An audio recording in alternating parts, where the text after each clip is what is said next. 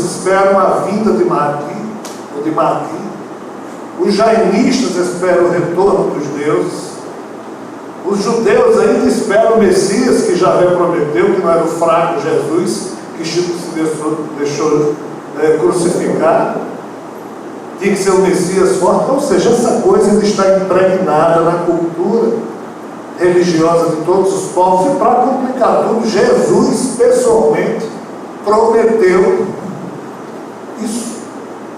Mas ele disse: eu não volto na minha condição humana, eu vou voltar na minha condição celeste. Aí, para complicar tudo, ele ressuscitado como Sofia, escreve o Apocalipse através do anjo de João para confirmar que ele, agora como Sofia, estava dizendo que iria cumprir a promessa que ele havia feito quando foi Jesus.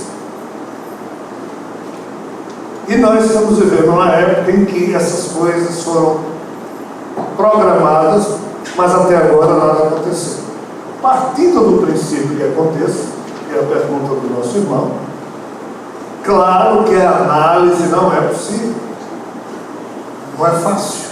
Qualquer análise de como será o day after, o dia seguinte, da primeira vinda de Sofia, é complicado. Tudo que eu imagino ter sido informado, continua esse processo de fofoca, é que não é só uma visita, são várias, até que as gerações humanas se acostumem um dia e pouse aqui para poder conversar. Mas se Sofia pousar hoje, ou qualquer ser simpático extraterrestre pousar, a fila que vai se fazer para falar com esse ser extraterrestre é para quê? Para a gente pedir coisa. Porque amanhã a gente vai ver o ônibus religioso. Nós somos viciados em pedir. Então, qualquer ser que tenha a mínima noção de bom senso, se quisesse fazer visita, ele vai parar lá longe, se deixar ver, mas ele não vem. Porque a Terra não tem um governo organizado, são nações que se degladiam. Ele vai falar com que presidente? De qual nação? Não vai. Ele vai falar com o Papa em detrimento das outras religiões? Não vai. Então, desde o início está claro, é uma coisa que vai acontecer lá fora. Então, que o nosso irmão Luiz, que fez a pergunta, e nós não nos iludamos no aspecto, o objetivo de Sofia, querer que os terráqueos entendam que quem está vindo é ele, que ele foi Jesus, é zero. Porque Jesus só é conhecido por menos da metade da população mundial. Outra metade não sabe nem quem é Jesus.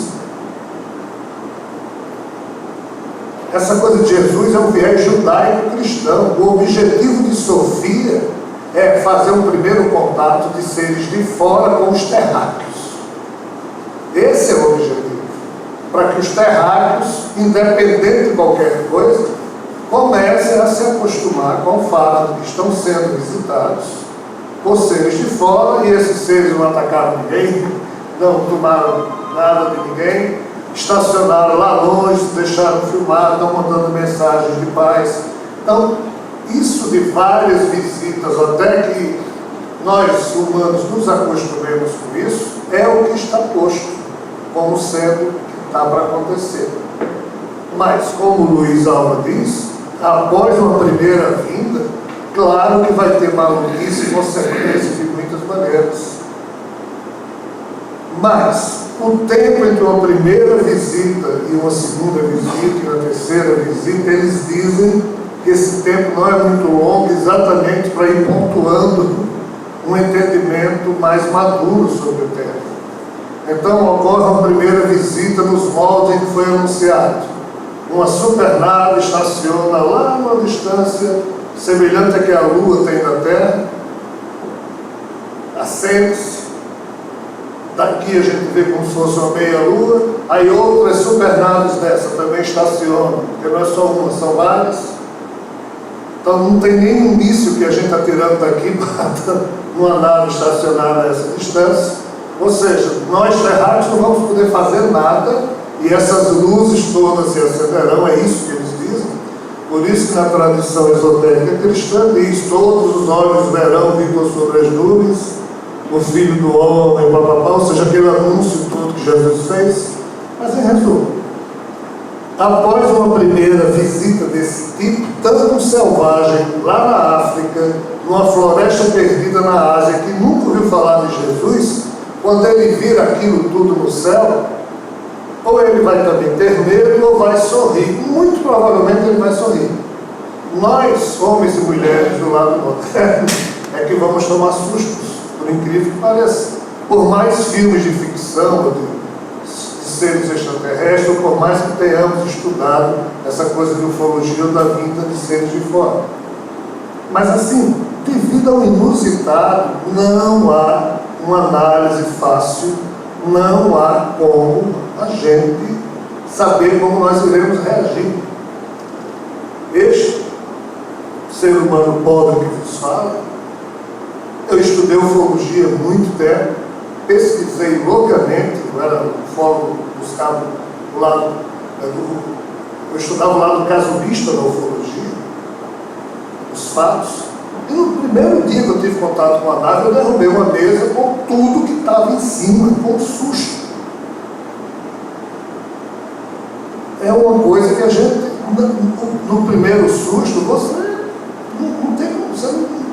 você não se programa, porque é o inusitado. Eu estava sentado, quando eu me levantei, eu derrubei a mesa cheia de coisas em cima, no lugar que eu estava. E as pernas tremiam. É o fator humano diante do desconhecido. Então, assim, o que fazer, como o Luiz coloca, eu já disse. Sempre na evolução, os mais fortes se aproveitaram dos mais fracos. Mas aqui é os mais fortes estúpidos. Os mais, entre aspas, evoluídos terão que não se aproveitar dos mais fracos, mas cuidar dos mais fragilizados.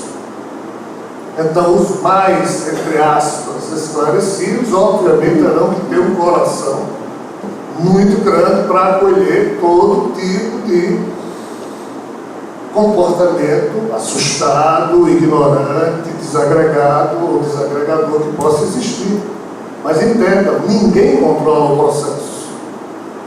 Isso incomoda, porque o Vaticano controla os processos do catolicismo, as autoridades religiosas do mundo controlam os processos do mundo, mas esse processo não é desse mundo, é de outro.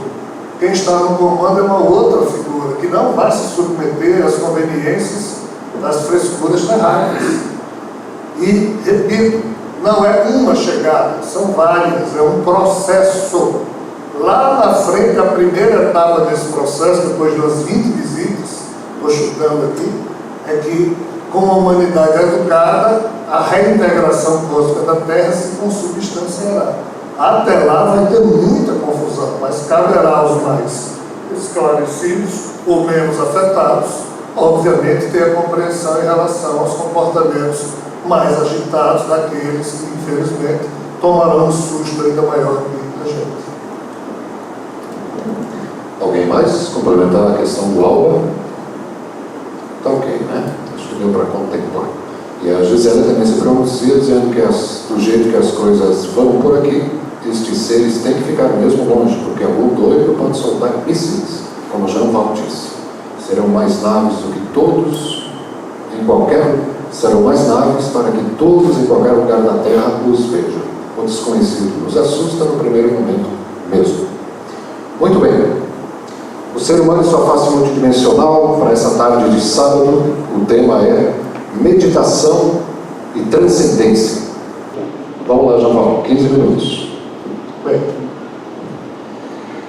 estava vendo ali um livro, Paramahamsa Yogananda, Autobiografia do Yogi. Esse é um dos livros mais preciosos que eu conheço, apesar das vírgulas que eu coloco em relação a uma ou outra abordagem de Yogananda. Quem sou eu para colocar vírgulas na abordagem de Yogananda? Ninguém, mas eu coloco. E acho que todos nós devemos colocar vírgula em tudo. É um exercício de prudência que a gente deve fazer sempre. E a grandeza do coração de Yogananda, obviamente, entende e abraça os que fazem isso sem nenhum tipo de antagonismo. Mas a Autobiografia de Yogi é um livro que eu considero mortal, porque quando a gente lê, abre um novo modo de se enxergar a vida, uma nova maneira de se perceber a existência, nos mostra que é possível viver de uma maneira tão diferente da que a gente está acostumado a viver aqui no Ocidente, que dá vergonha. Porque o que está lá descrito é tão valoroso, tão maravilhoso, mas tão diferente do que a gente conhece, que para nós fica parecendo ficção e parece que o Yogananda está inventando história quando não é. Mas qual é a questão? A questão é que no Oriente há modos de se entender o tema meditação e transcendência, e nós ocidentais somos muito atrasados em relação ao que os nossos irmãos e irmãs do Oriente há milênios atrás já conseguiram conquistar no campo do conhecimento e, acima de tudo, no campo da vivência. E só para a gente entender, o nome de Yogananda não é Paramahamsa Yogananda. Paramahamsa é um título, é um epíteto de um sábio que já se realizou espiritualmente. Como Swami, é um outro título, um outro epíteto em sânscrito, que diz que é alguém que já fez o seu ego se tornar ressonante com a sua mente espiritual, com o seu eu profundo.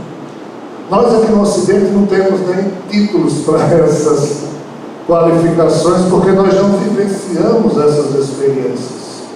Os nossos irmãos lá no Oriente há muito fazem isso. Só para vocês terem ideia, o registro mais antigo de alguém em posição de lótus fazendo yoga foi encontrado na tradição Kumari Gandham, no sul da Índia, e muito provavelmente aquela estatuazinha tem 23 mil anos. Nessa época, o Sri Lanka, o antigo Ceilão, nem era separado do continente indiano, porque ainda existia um braço de terra que ao longo dos últimos 23 mil anos foi coberto pela elevação do nível do mar. Já que a terra vem se esquentando há muito tempo, o gelo vai descongelando, o nível do mar vai aumentando, cobrindo certas áreas, por isso que Sri Lanka hoje é uma ilha separada da Índia. Mas na época, ali no meio existiam cidades, a tradição Kumari Gandham vem dali, e há 23 mil anos já tinha estado, ou seja, os homens e mulheres que já existiam na época, já, entre aspas, cultuavam seres que faziam ou praticavam yoga, e essa estátua do Senhor Pashupati, ou Pashupati, que seria uma das formas do Senhor Shiva. Então, a questão é, quando é que essa coisa de meditação, de transcendência começou? Ninguém sabe, foi lá atrás. Foi lá atrás que seres, provavelmente não humanos, para pacificar o fluxo das suas mentes, criaram isso que se chama yoga, nas suas diversas linhas, ou em algumas linhas. E quando esse legado, os seres humanos que conviviam com esses seres foram aprendendo a decodificar esse legado, os humanos também começaram a praticar algumas linhagens dessa yoga.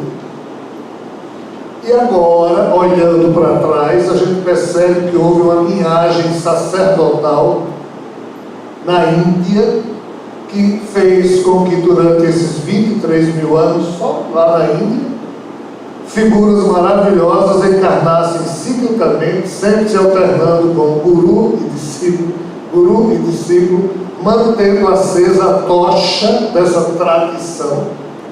E esse livro, a Autobiografia do Yoga, é, entre aspas, um retrato, ou retrato vivo do último elo maravilhoso que essa linhagem sacerdotal teve até o tempo em que Yogananda recebeu do Tesouro, seu guru, todo um legado que veio nessa linhagem.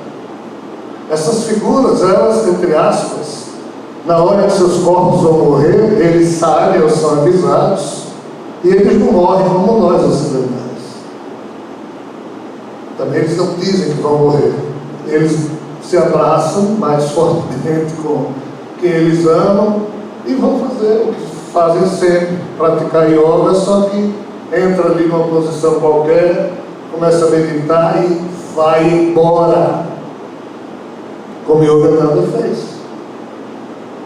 Como esses mestres fazem, ou seja, eles dignificam a morte, mostrando que a condição humana, se agindo de forma superior, é superior, inclusive, à própria condição mortal do corpo biológico.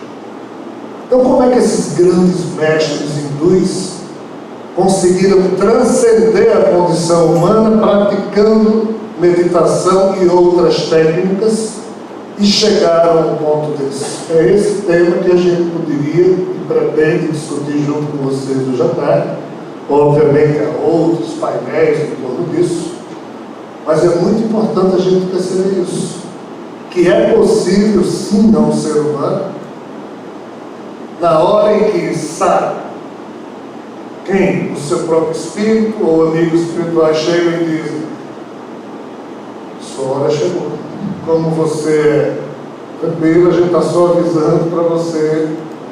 Se você for avisar seus familiares que você vai morrer, aí não vai embora, aí começa o choro, né?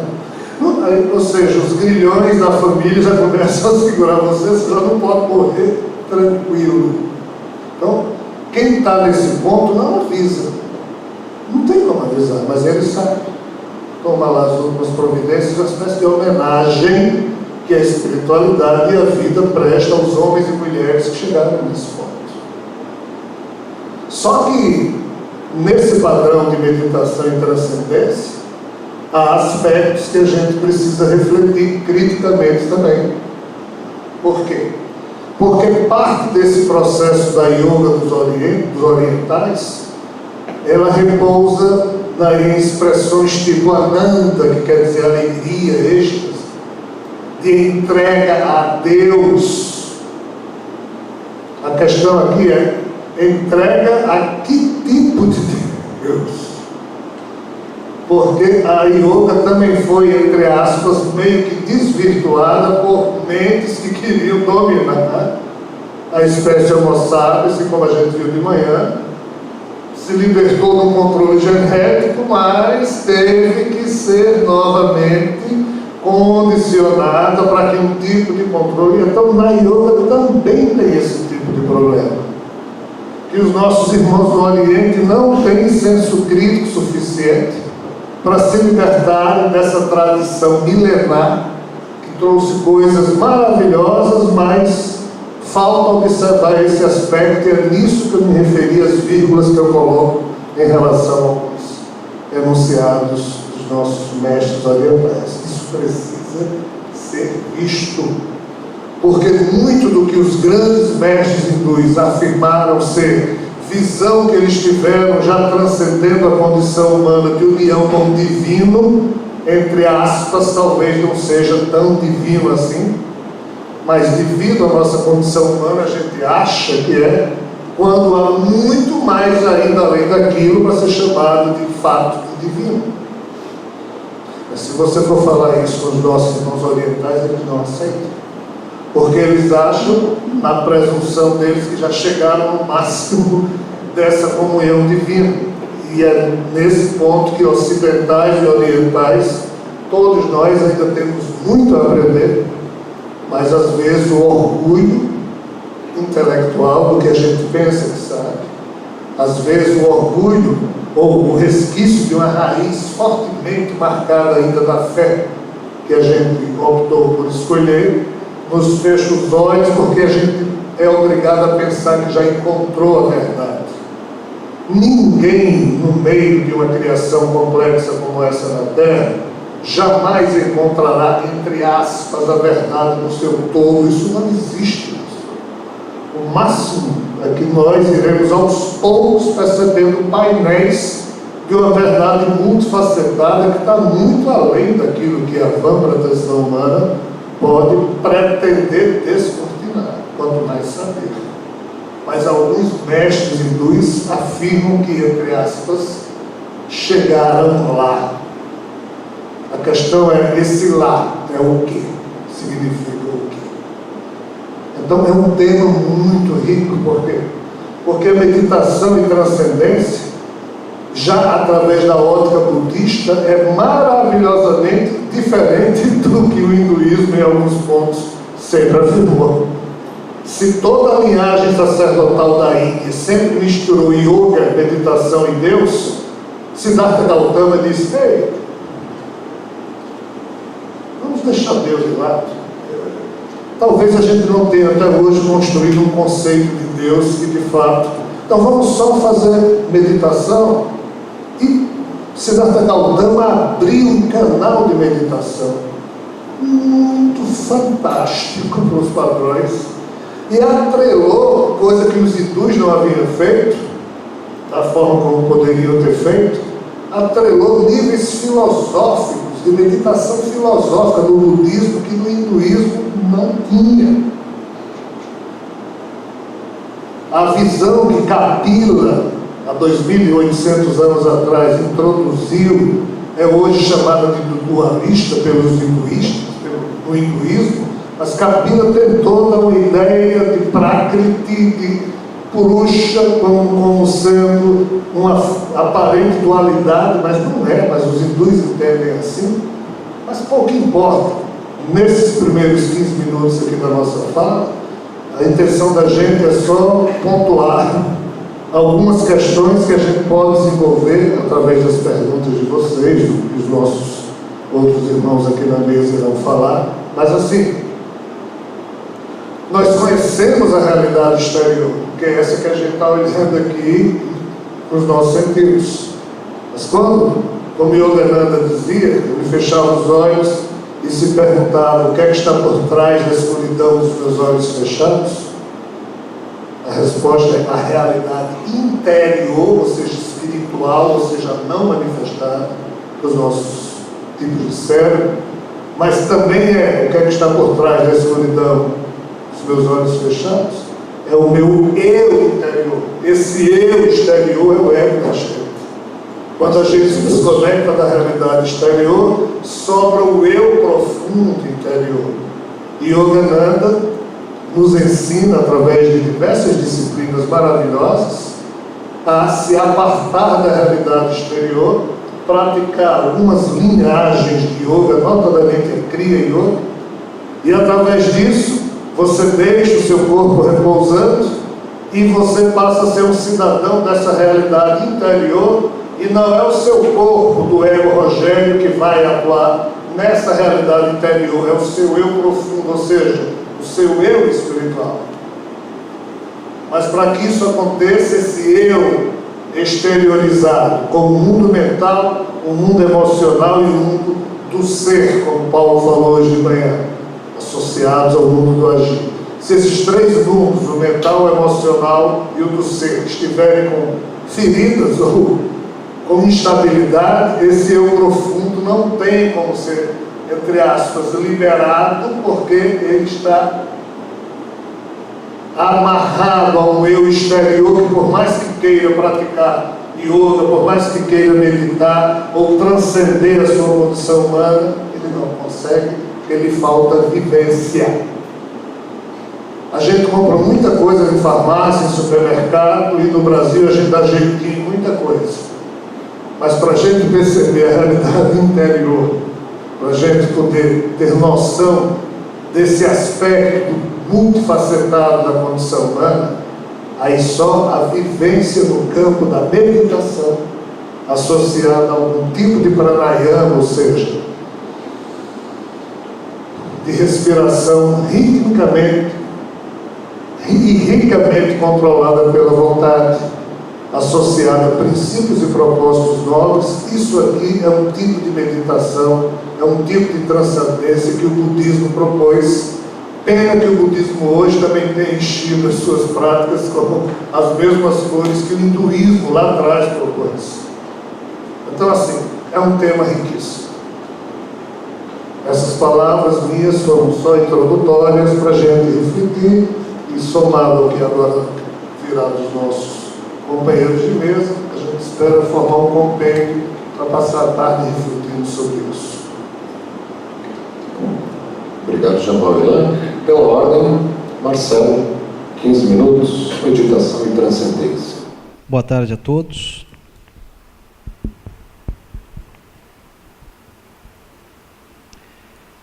A humanidade ocidental encontra-se num estado tamanho de ignorância que nos afastou de uma forma impressionante do conhecimento detido pela humanidade oriental. Estão muito à nossa frente.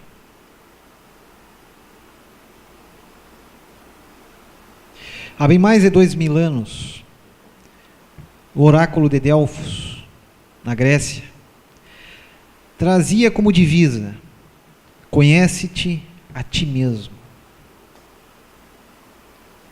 Porque conhecendo a ti, tu conhecerás também a Deus e ao universo. Este é um segredo que a humanidade ocidental desprezou e vive atenta aos seus sentidos físicos: visão, audição, olfato, tato. Esquece-se de que há questões mais importantes, questões de ordens maiores e mais transcendentes. Ou seja, entregues ao mundo exterior, esqueceu de si mesmo, do mundo interior e daquilo que há acima de nós.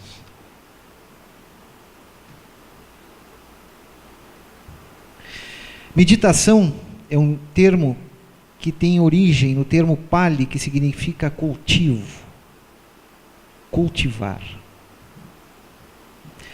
Nos Vedas, trazem as primeiras referências escritas sobre meditação, que foi desenvolvido com grande maestria pelos orientais, e que para nós, homens e mulheres ocidentais do século XXI, ainda engatinhando perto do conhecimento dos orientais, teve um homem, um yogi, que deixou o mundo no qual vivia, o mundo oriental, na Índia,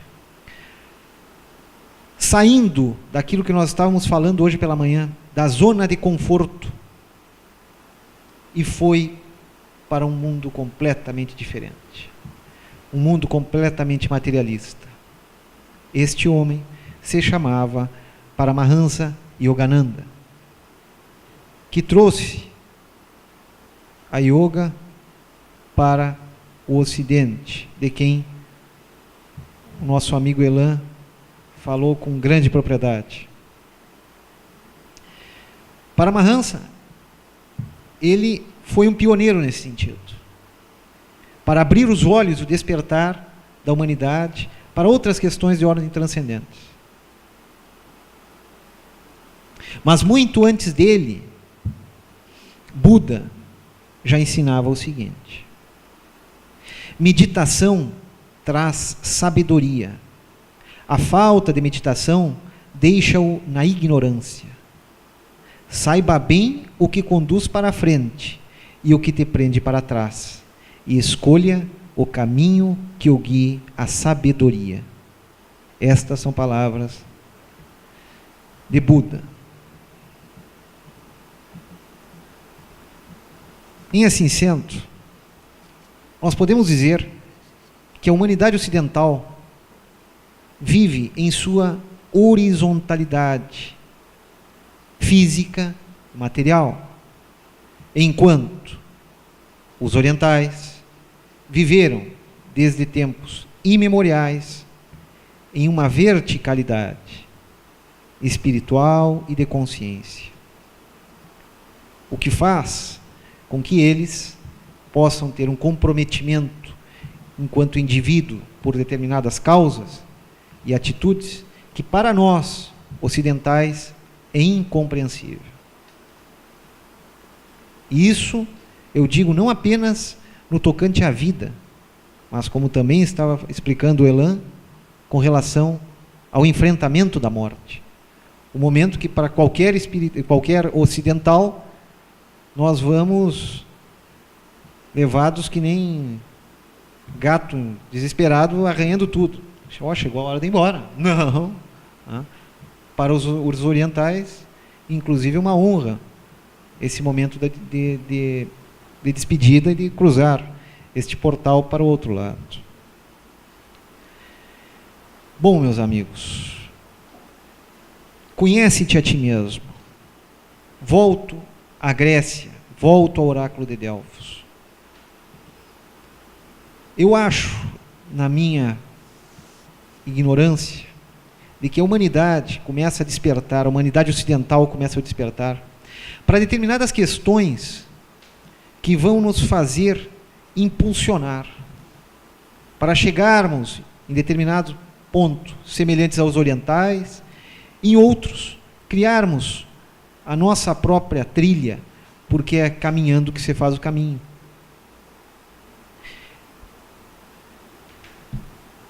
A meditação é a busca do autoconhecimento, é a busca daquilo que nós precisamos encontrar dentro de nós mesmos. Eu lembro às senhoras e os senhores que as principais respostas que tu precisa para a tua vida, as questões mais transcendentes, estão dentro de ti. Tu não encontrarás fora. Por isso, aquilo que eu ainda falava pela manhã, vamos esquecer um pouco a internet, não muito, pouquinho, vamos esquecer um pouco a televisão e aquilo que nos distrai e vamos prestar atenção em nós mesmos. Vamos tentar conectar o nosso canal com o divino e não tem outro caminho senão no silêncio e na meditação. Para nós, ocidentais, em nosso DNA, é muito difícil alcançarmos isso. Mas se nós não começarmos, nós nunca vamos conseguir. E como disse o nosso irmão pela manhã, dei o primeiro passo. O primeiro passo não nos leva ao nosso destino, mas nos tira de onde nós estávamos. É isso que a humanidade ocidental precisa. E é este o momento que a humanidade ocidental está vivendo atualmente, quando desperta para a nova era, cujas luzes já começam a alcançar o horizonte planetário. Vamos dar o primeiro passo. Vamos deixar de estar onde nós estávamos. Vamos abandonar a zona de conforto. Vamos melhorar a nós mesmos. Vamos tentar conectar aquele canal simples com o divino dentro de nós. Porque não é fora que nós vamos encontrar, e sim dentro. Com caráter experiencial. Com aquilo que tu vai viver. Eu acho que este é o caminho do primeiro passo que a nossa atual humanidade está vivendo nesse momento para a sua descoberta e o melhoramento de suas criaturas para encontrar a nova era. E nós não chegaremos lá se não for através da meditação para alcançarmos a transcendência. A gente vai para outra esfera, né? Voltando, meditação e transcendência pela ordem, 15 minutos. Paulo Gustavo Tavares. Creio que um dos primeiros estágios, uma das primeiras etapas necessárias para a transcendência é reconhecer onde nós estamos em termos de desenvolvimento pessoal ou como nós estamos em relação à nossa evolução pessoal e, por conseguinte, num nível mais amplo, a evolução social, humana como um todo. Onde é que nós estamos? Em que etapa desse processo nós estamos? Bem, ainda que voltados para o interesse a assuntos de ordem que consideramos mais elevados, como meditação, transcendência, etc., todos nós aqui, e quem nos assiste nesse momento, ainda pelo uso de um corpo que pertence à natureza transitória do mundo e do universo, somos submetidos a uma série de impulsos e tendências que caracterizam a nossa natureza transitória, mortal. Como eu falava pela manhã, a natureza nos impôs um conjunto de impulsos e instintos que nos faz termos um nervosismo inato, uma ansiedade que diariamente é acionada pela forma como interagimos com o nosso entorno, com as coisas que acontecem conosco. Esse nervosismo, essa ansiedade, frequentemente geram estados de estresse que, por sua vez, destroem literalmente nossos neurônios, células do nosso cérebro, prejudicando não só a saúde física, como a saúde mental dos indivíduos. Essa é a forma normal de se viver. Essa é a forma como, por natureza, somos impelidos a viver. Porque nós somos herdeiros de um sistema de defesa que nossos ancestrais, desde as épocas primitivas, desenvolveram, como, por exemplo, aos tempos que chamamos de tempos das cavernas, nós, homens e mulheres, quando precisávamos comer, e isso obviamente era todos os dias, nós tínhamos que sair em busca de alimento para caçar. Nós não cultivávamos ainda a vida vegetal como alimento. E para sair para caçar, nós saíamos para caçar em meio às florestas, às savanas africanas e assim por diante, onde nós ali não éramos tidos nada mais, nada menos como presas para outros animais predadores. Nesse sentido, à medida que nossos ancestrais iam morrendo, atacados por um leão, atacados por um tigre ou outros predadores, fomos necessariamente moldando o nosso cérebro para poder desenvolver reações que nos permitissem garantir a vida.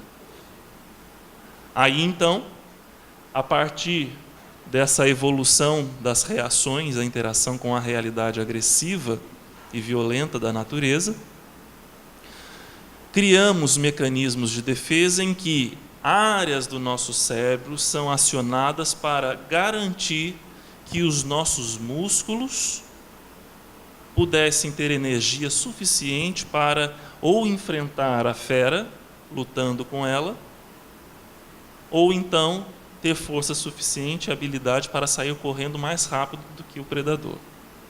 Isso é o que garantia a nossa vida.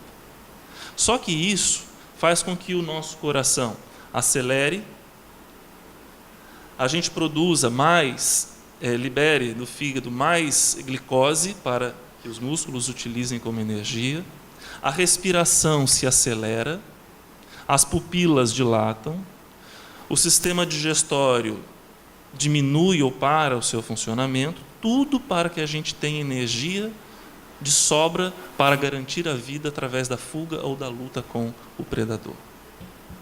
Hoje em dia, nós não mais saímos para caçar, mas o sistema de defesa, de luta e fuga, continua atuante em nosso sistema nervoso, em consórcio com o sistema endócrino também, e assim por diante.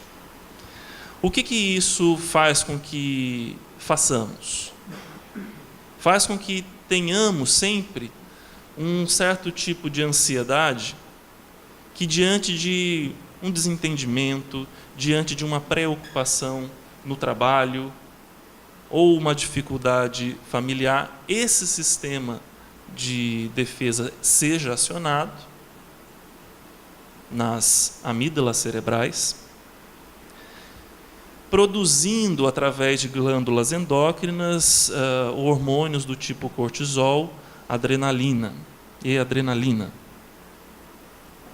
Em esses hormônios circulando pelo nosso corpo, deixam o nosso corpo totalmente preparado para aquela função de defesa ou de fuga. Esse é o estilo normal da nossa vida. E cronicamente nós estamos nessa situação.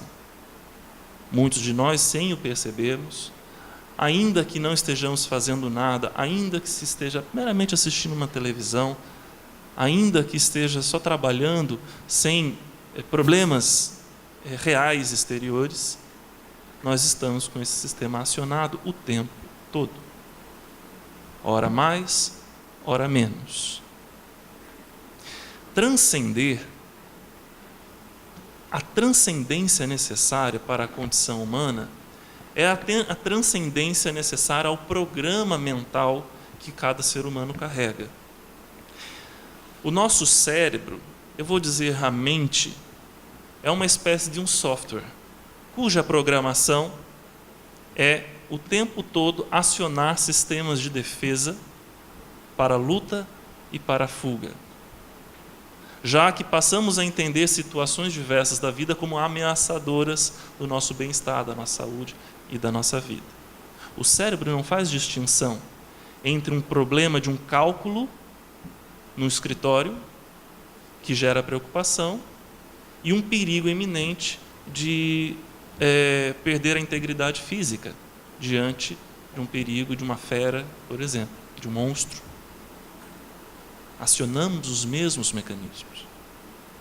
Essa forma normal de viver vitima a todos nós, nos adoentando no nível físico e mental e prejudicando o nosso desenvolvimento, posto que o nosso desenvolvimento passa necessariamente pela administração dos impulsos e das emoções. A vida humana ela é intensamente emocional. Cada dia nós temos oscilações 30, 40 vezes. Algumas delas, a maioria delas a gente nem percebe, mas a gente muda o nosso estado de espírito dezenas de vezes por dia, porque somos emocionais. Temos um sistema emocional mais complexo do que outras espécies. Porém, temos também, das camadas mais novas do nosso cérebro, o neocórtex, que possibilita a administração desses impulsos e dessas reações. Transcender significa ir além dessa condição primitiva, primária, que foi determinada pelo programa mental que carregamos em nosso cérebro e nosso DNA como um todo, que nos faz ser assim necessariamente. Mas como o ser humano é alguém dotado de liberdade de pensar, avaliar e responder da forma como lhe convém àquilo que ele recebe, aquilo que chega para ele através dos sentidos físicos, visão, audição, tato, paladar e olfato, ele pode então agir de modo diferente e transcender, ir além dessa programação pré-estabelecida pela natureza em seu corpo biológico. A responsabilidade é do nosso corpo por ser assim. A responsabilidade por não mais ser assim é de cada um. Nesse sentido, o que tem a ver meditação com transcendência, além do que nossos colegas aqui já falaram? Hoje se sabe, pelas pesquisas dos últimos anos em neurociência, que a meditação é a ação física, mental, que mais possibilita a transcendência dentro disso que nós estamos explicando aqui. Por quê? Porque o ser humano, a forma como ele vive, é compatível com aquilo que o seu cérebro pode fazer. No entanto, evolução significa necessariamente você trabalhar sobre a plasticidade cerebral. Nosso cérebro tem neuroplasticidade, que significa que ele pode ir moldando-se conforme os estímulos recebidos, inclusive sendo transformado no nível genético, o DNA das células nervosas. Antigamente acreditava-se que a genética era aquilo que determinava as nossas possibilidades e a nossa forma de viver, nossa saúde. Hoje, o que se fala, por conta das descobertas, portanto científicas, é que o que determina como eu vou viver e como eu posso viver é a epigenética, aquilo que tem a ver com os fatores externos, os estímulos externos e internos que eu dou ao meu cérebro, às minhas células, que me permitem viver dessa ou daquela maneira. A programação, o software mental que carregamos, nos induz ao nervosismo, à ansiedade, ao estresse, ao medo e assim por diante, produzindo substâncias diversas que muitas das vezes nos prejudicam em todos os sentidos. A meditação, quando praticada, e as pesquisas em grandes universidades dos Estados Unidos e pesquisas realizadas aqui no Brasil também pela USP e a Unifesp, vem apontando as mesmas coisas, ou seja, quando um indivíduo pratica meditação, e detalhe, não é por muito tempo, os resultados já começam a aparecer, por exemplo, em 2 meses. Mais 3 minutos. Percebe-se que o cérebro desses indivíduos tem uma modificação em áreas muito importantes, áreas vitais do funcionamento cerebral. Quando alguém pratica meditação, ele estimula frequentemente o seu córtex pré-frontal. Detalhe, falamos que transcender é mudar a plasticidade cerebral, é mexer na plasticidade cerebral. Transcender é mudar a forma como você vive a vida normal, a vida que está dentro do programa genético-comportamental que nos caracteriza a todos enquanto seres animais da natureza. A hiperestimulação, a superestimulação do córtex pré-frontal, ela faz com que o indivíduo se torne mais atento, consiga criar estratégias de comportamento, controle os seus impulsos, que são da sua natureza animal, impulsos esses acionados por o nosso primeiro tipo de cérebro, que é o cérebro reptiliano, sobre o qual temos mais 2 camadas, que é o cérebro impulsivo. Não somente isso, percebeu-se que há um aumento significativo em termos neurológicos da massa do hipocampo, região do nosso cérebro relacionada à capacidade de você aprender, absorver novas memórias, novas experiências e que participa do controle emocional. Não somente isso, percebeu-se que aumenta-se a área da junção têmporo-parietal, os 2 lados do cérebro, que é responsável pela ascensão da empatia e da compaixão. Percebeu-se também que, além de aumentar a estrutura da massa cinzenta dessas várias áreas, tornando o ser humano mais atento, mais compassivo, mais sensível ao sofrimento alheio, mais concentrado, com controle dos seus impulsos emocionais primitivos, a meditação reduziu o tamanho das amígdalas cerebrais, que é uma parte do sistema límbico, sistema emocional do nosso cérebro, responsável pelo sistema de luta e fuga, ou seja, tudo aquilo que aciona o nosso lado animal diante de certos perigos ou de problemas que nós enfrentamos. Então, pessoal, para a gente finalizar, meditação em transcendência, sob esse olhar, é o trabalho contínuo sobre as estruturas cerebrais, mexendo na plasticidade do nosso cérebro, tornando possível nos tornarmos aquilo que nunca fomos antes. Transcendência é ir além.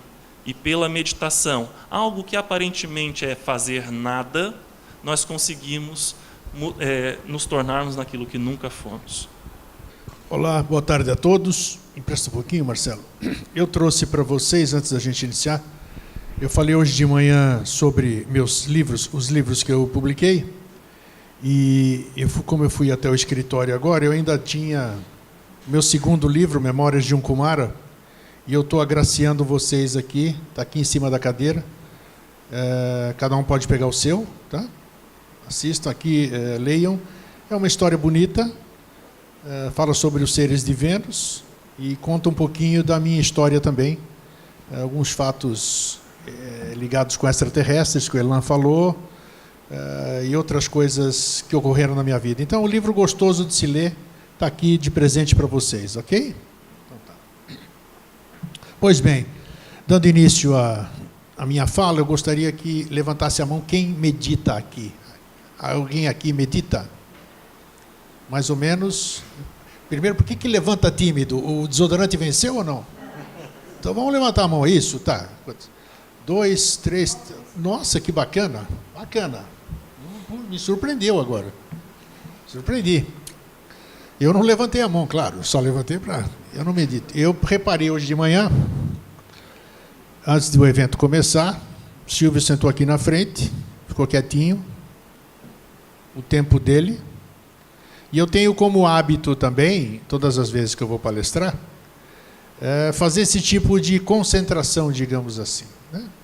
Esse tipo de concentração, ou seja, tentar se desligar das coisas, tentar se desligar do seu ego, do mundo exterior que você veio, dos seus problemas, dos seus pensamentos, tudo, é muito bacana, porque isso faz com que você fique apto a receber aquilo que o universo tem para você. Então, esse aquietamento é muito bacana, eu sempre tomei como norma, digamos assim, porque você não vai morrer deixando o seu ego uma hora e meia na porta ali, né?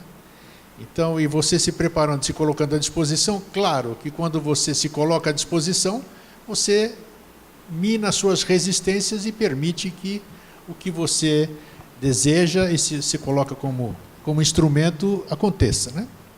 Pois bem, meditação é bacana a gente participar disso, porque o fantástico é que cada um aborda com o seu ponto de vista. Isso é maravilhoso, né? Diversos ângulos aqui, né? Que nem aqui dentro. Quem está do lado esquerdo aqui está vendo de um ângulo, mas se sentar do lado de lá, vai ver no mesmo ambiente, mas por outro ângulo. E uma série de outras coisas. Eu estou vendo coisas que vocês não veem. Vocês estão vendo coisas que eu não vejo.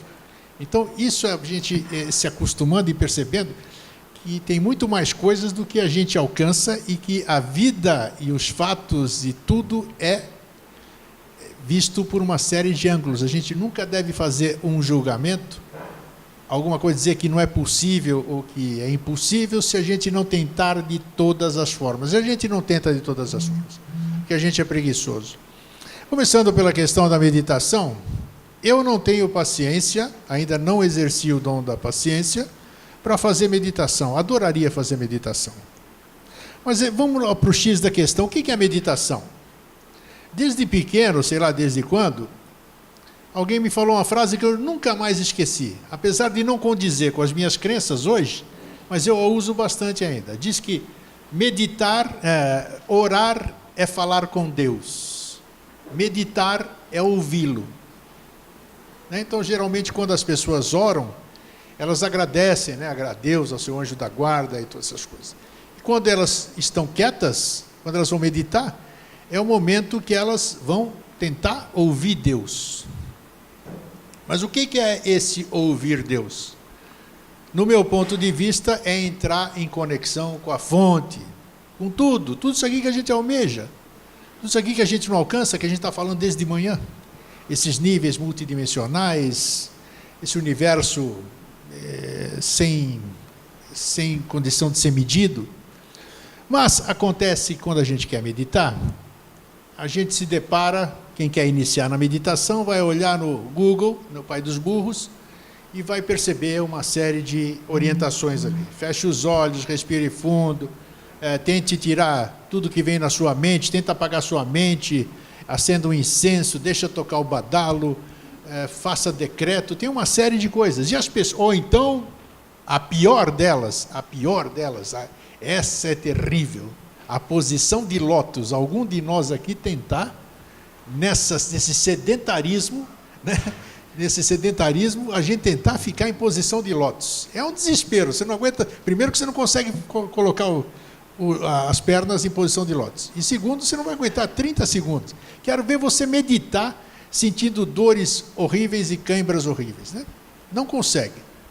Então as pessoas querem começar a meditar e elas vão meditar para quê? Para buscar essa transcendência. Mas transcendência do quê? Eu quero transcender esse conhecimento, transcender essas barreiras que eu não consigo transcender.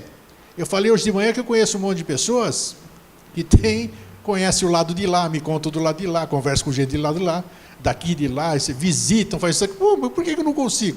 E elas conseguem, é porque elas já tiveram essa condição de fazer. Esse dom, todos nós temos, todos. Ninguém é mais privilegiado que o outro. Senão a criação seria imperfeita, e a criação é perfeita. Nós somos perfeitos, apenas não estamos perfeitos. Então a transcendência está nisso, da gente tentar buscar a nossa perfeição. Então, quando a gente vai por esse padrão, o que é a meditação? É fazer tudo isso aqui, tentar fazer tudo aquilo que eu falei no começo. Mas e aí? Como é que eu posso me aquietar? Num lugar barulhento? Não consigo achar o meu canto para meditação? A posição da meditação é terrível para mim? E aí o que eu faço? Eu menti para vocês quando eu disse que eu não medito. Porque eu medito sim, da minha forma, da minha maneira. E qual é a minha maneira? E qual é a surpresa da minha maneira? Não desenvolvi nova técnica de meditação, não. A minha técnica de meditação é sentar-me num lugar agradável, onde eu tenha 100% de empatia com aquele lugar, seja à beira-mar, seja embaixo de uma árvore, seja numa viagem intercontinental, e naquele momento, né, você com você, naquela posição confortável, deixar sua mente entrar em sintonia com o todo. O todo. Então você pode fazer a transcendência de uma hora para outra. Claro que se você começar a ter a contumácia, você vai ter acesso a essa transcendência, você vai fazê-la e você já vai ter outra consciência dela. E o que é isso, buscar essa conexão com a fonte? É exatamente tudo isso que a gente almeja. Vocês já perceberam? Alguém de vocês tem intuição? Levanta a mão de novo. Intuição. É legal ter intuição, não é? Hein? Estranho às vezes. É muito bom, muito bom. Então o que é intuição? A intuição é loucura? Vocês acham que é loucura? Você ouvir palavras sem som, você acha que é loucura? Alguém já ouviu palavras sem som aqui? Olha aí, ó. Dois, hein? Já está o Chiquinho e lá está. Bom, 2 pessoas, palavras sem som. Quer dizer, você está ouvindo a coisa aqui, e o que é? É espírito? É encosto? É extraterrestre? Não, é o universo falando com você. Você está em conexão, você entrou em sintonia, você é parte do todo. Enquanto a gente não tiver conexão, ou noção do que é o todo, aí eu posso falar todo, você vai falar todo é todo. Mas tem que ter a conexão, como é que se diz? O entendimento do que é todo. Certa vez, eu nunca desdobrei, nunca fiz coisa nenhuma. Mas certa noite, não sei lá quando, muitos anos atrás, eu tive uma experiência que para mim foi válida porque eu me senti esse todo. Então, às vezes aparece alguma coisa para mostrar, você, continua firme aí que um dia você vai alcançar isso aqui.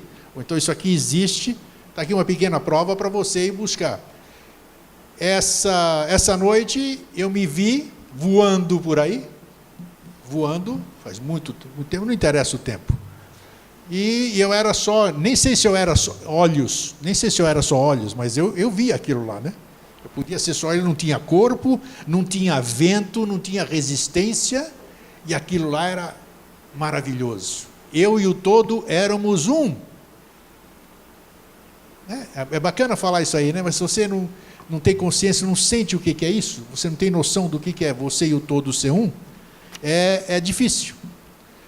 Certa vez, está tudo dentro do tema, não estou fugindo do tema meditação, não. São coisas que você busca através da meditação. A meditação é um dos caminhos para você buscar as coisas. Certa vez eu resolvi, através de um convite, tomar a ayahuasca, o daime. Vou lá buscar, vamos ver, quem sabe, dar essa abertura de consciência, quem sabe eu estou precisando só de um tranco, né, que nem o carro que não pega a bateria. Vamos lá, toma um tranco lá e vou seguir. Eu fui lá, fui 3, 4 vezes lá, saí muito doido de lá, né? Sabe? Eu via coisas psicodélicas, tudo isso aqui. Mas ao mesmo tempo, eu tive uma experiência como eu nunca tive na vida. E não sei se eu vou ter outra, que é experimentar essa tal de força. Eu senti a tal da força. No efeito da ayahuasca, os cânticos, aquele chocalho lá que você fica, nossa senhora, e eu senti essa força. Essa força o que era? Essa força para mim é transcendência, era o máximo, era alegria, era amor, puro amor, amor, amor, amor, amor, amor. Eu experienciei o amor verdadeiro. Eu experienciei o amor incondicional. Só podia ser porque era incondicional, porque eu amava a câmera fotográfica, eu amava o chulé da moça que estava na minha frente, o poste, a luz, o pernilongo, as pessoas, o feio e o bonito. Eu amava tudo e tudo me amava. Então, você ter essa sensação, você buscar isso é maravilhoso. A meditação é um caminho para você fazer isso, para você apagar essas perturbações que você tem na sua cabeça e, com a contumácia disso, você conseguir fazer. Mas o caminho quem faz da meditação é você. Para aqueles que não fazem meditação, arrume a sua forma de fazer a sua meditação. E a meditação é na minha opinião, brilhante que os colegas falaram, estou feliz da vida de tê-los ouvido aqui. 3 é um minutos. dos caminhos para... 3? 3. Nossa Senhora, como o tempo passa, né? E eu quero falar do sempre, do todo, e não consigo. Estou preso aqui ao Deus Cronos, grego danado também, Deus Cronos, o Deus do tempo. Então, você buscar essa transcendência, a meditação é um dos caminhos. E o que é essa transcendência? É exatamente esse caminho que a gente procura para ter um nível de consciência onde não nos restarão mais perguntas, porque nós teremos todas as respostas. Onde não teremos mais bonito, feio, gordo, magro, que a gente não vai saber o que é isso, a gente não vai saber diferenciar nada. Então, é isso que nós alcançamos buscando a transcendência, seja através da meditação, seja através de outras técnicas. Mas é muito bonito a gente tratar desses assuntos, porque são coisas que, infelizmente, não dão ibope. E muita pouca gente conversa sobre isso, e é o que a gente precisa fomentar mais. Tomara, enalteço mais uma vez aqui nos meus 2 minutos, 1 minuto que sobra, Silvio Sinamara, pela iniciativa. Não se frustrem com o número de pessoas. Muitos serão chamados, poucos os escolhidos. Isso aqui não é religioso, não. É exatamente assim. O chamado, poucas pessoas atendem o chamado. E depois ficam reclamando, né? Então, é muito, muito bacana vocês fazerem isso, porque vai render frutos, vocês podem ter certeza.